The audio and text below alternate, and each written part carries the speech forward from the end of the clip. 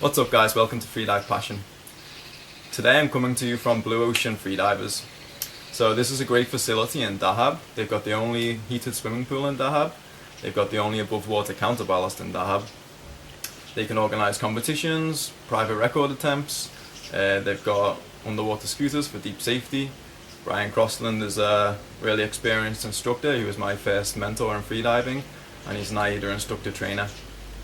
And this is the facility where my Dahab workshop is going to be held. Today's video is a little tip about the mouthfill. It's going to be a short video, but it might just change a few people's lives.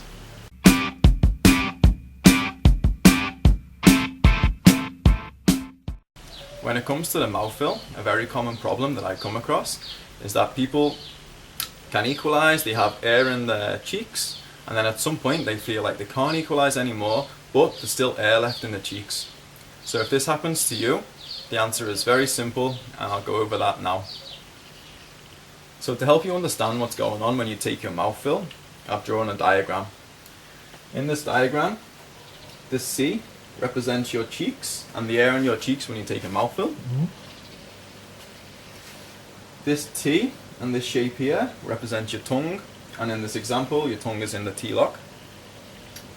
This is your soft palate, and this is your glottis down here. To understand mouthfill, you have to understand that you're creating separate air spaces.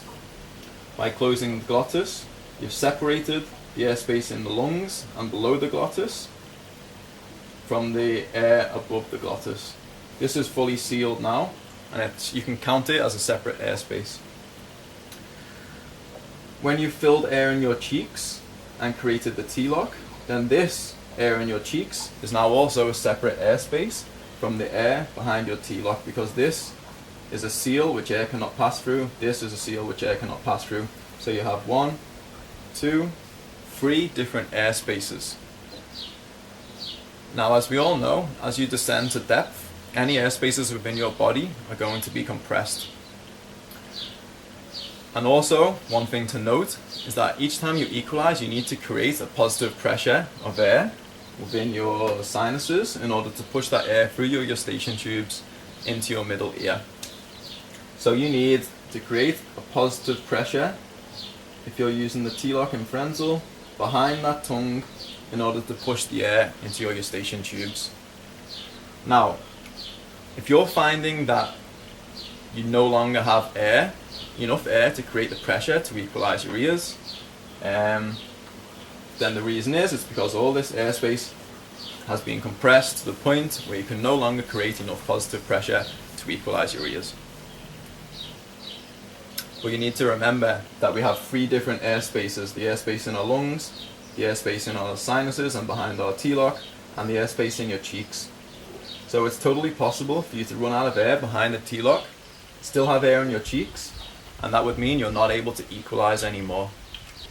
So what is the solution?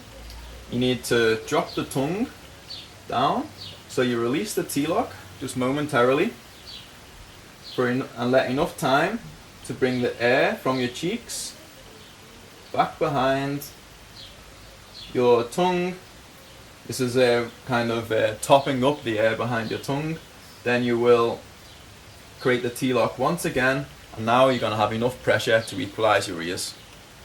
The trick is to just stay aware of what's going on behind your tongue, how much pressure you have behind your tongue, and each time you feel like you're running out of air to equalise, you just drop your tongue, let more air come back from your cheeks, and then you can equalise again.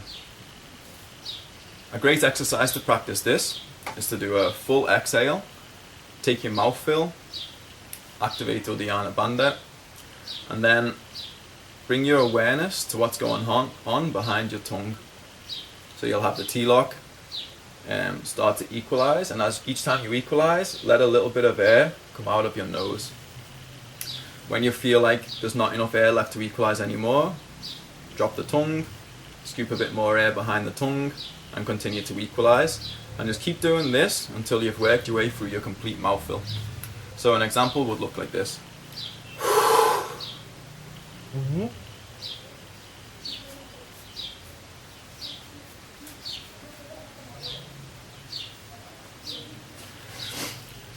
And just keep doing that make it slower and slower and slower, try and hold it for a longer and longer and longer, and that's a great way to get over this problem. Alright guys, I hope you enjoyed the video and you got something out of it. If this is a problem that you come by, this bit of knowledge is definitely going to help, but you need to put in the work and do the practice to get over this problem. I'm flying out of Dahab tonight, heading straight over to Greece, where I'll be working at Freedive Club Greece. We've just got amazing facilities, no limits, variable, above water electronic counterballast. It's really as good as it gets, as well as perfect conditions. So if you want to join us for some training, then just go to my website. And until next time, take it easy and dive safe.